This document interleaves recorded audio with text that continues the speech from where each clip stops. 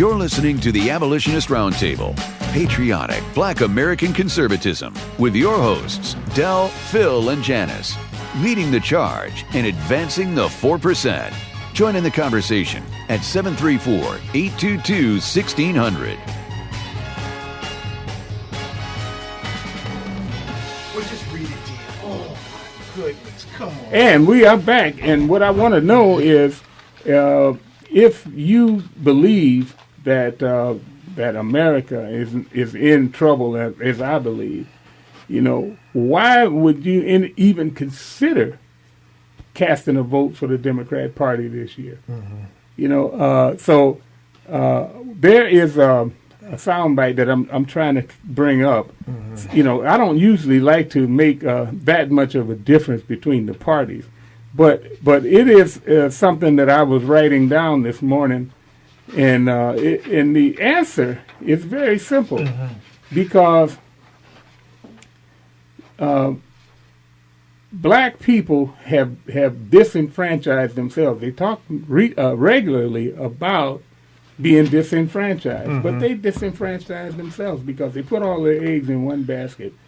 And now that basket is not going to give them anything in return at all, because they are pandering now both to the Hispanic community, to the Asian community, and to the Arab community. Mm-hmm. This is what they're doing, and Black America is still living in the ghetto and not sharing in the American dream, because mm-hmm. they sold their American dream to the Democrat Party for handouts. Mm-hmm. And that is, to me, it is something that the leadership in the black community ought to be held responsible, and we go right to the top, because we have a black president, supposedly. Yeah. And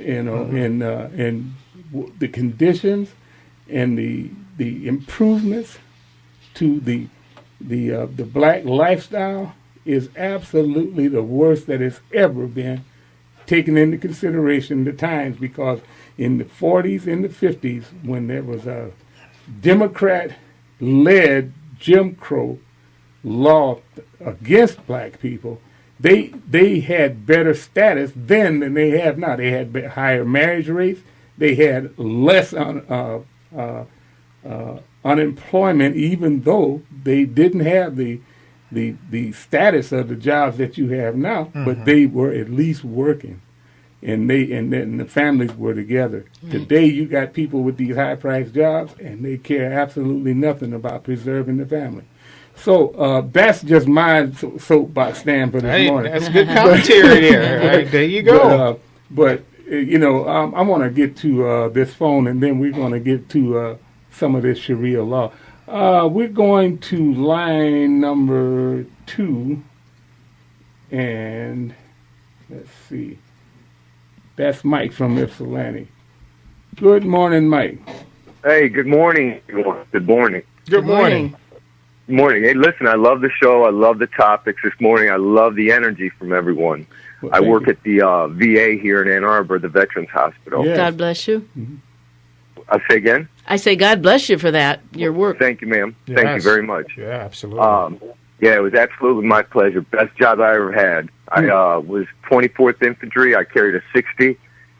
And it was some of the best years I ever had, but I am so glad that I am out. Yes, I hear you. Working with the other veterans at the hospital, it's the same opinion with everyone. Everyone is so glad they're out and they're not under this president. And now by putting women in forward operating procedures like infantry and SEALs and things like that is just a huge, huge mistake. As a man, I want to protect the women around me. And if something happens, I'm looking out for their welfare. I'm constantly mm-hmm. looking over my shoulder to make sure they're okay, mm-hmm. and neglecting the other people that are in my group. And that is a one of the wrong things with it. Yeah. Well, one of the things the president is doing is trying to feminize the military. Second is to weaken the military. Not only do we have women, but he's perverted our military also. In the midst of the enemy watching all this going on, the enemy see that this guy's on their side by weakening our military.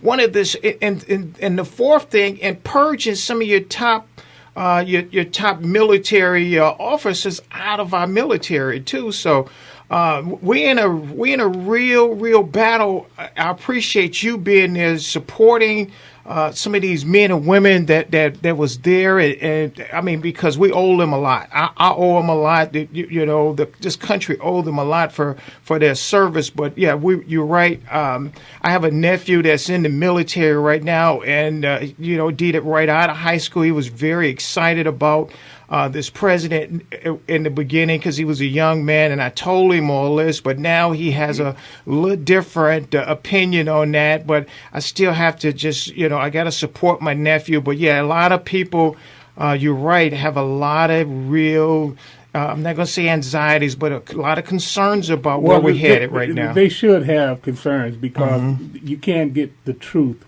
out of this administration. You can't. I watched Ash. What's his name? Ash Carter. Ash Carter.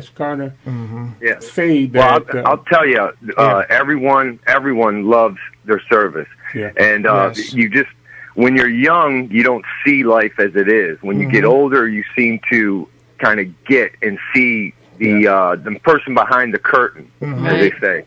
And I'll tell you, with weakening the military like they're doing. When you go to sleep, you want a savage like me walking the wire. Yes, right. Absolutely, I do.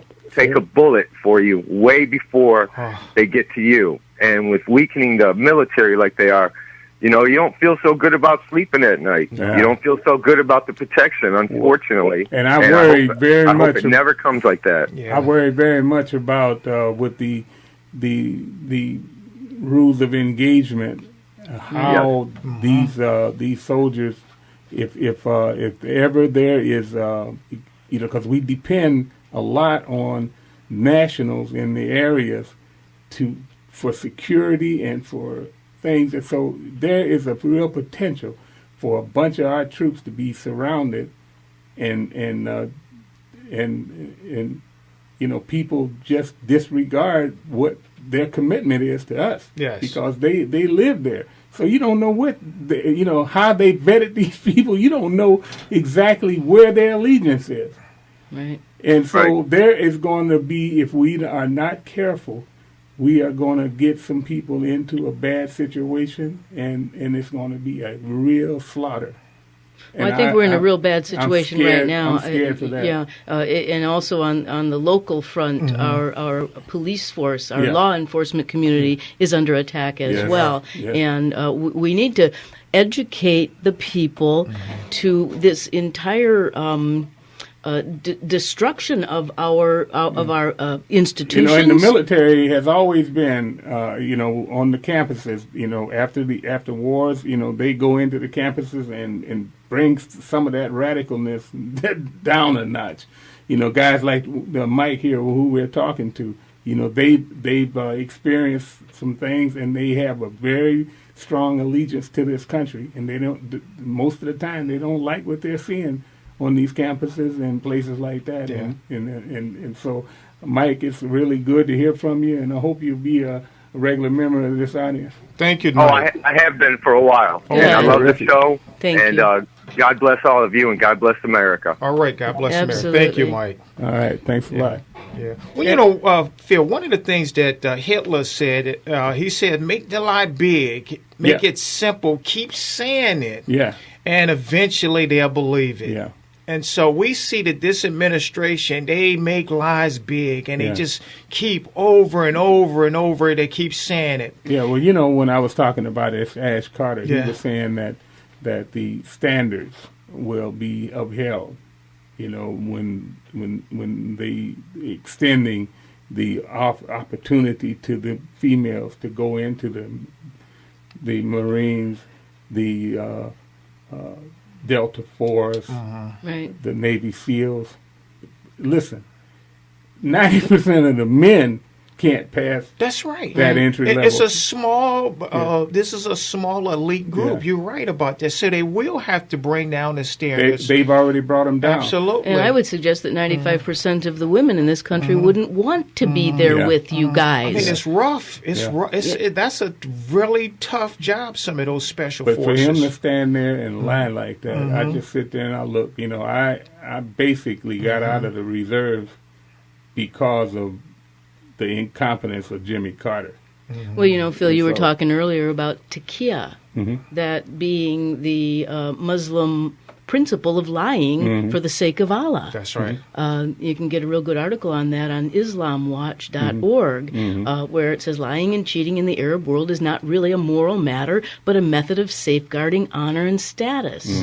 So we have to always keep that in the back of our minds in the context. That's why I'm concerned about our troops being in those 4 bases and stuff like that, and they depend heavily on the locals guarding them and keeping the hordes away. That's true. If they are ever overrun and you lose 100 men in an outpost like that, it's going to be really ugly, and I fear for that every day.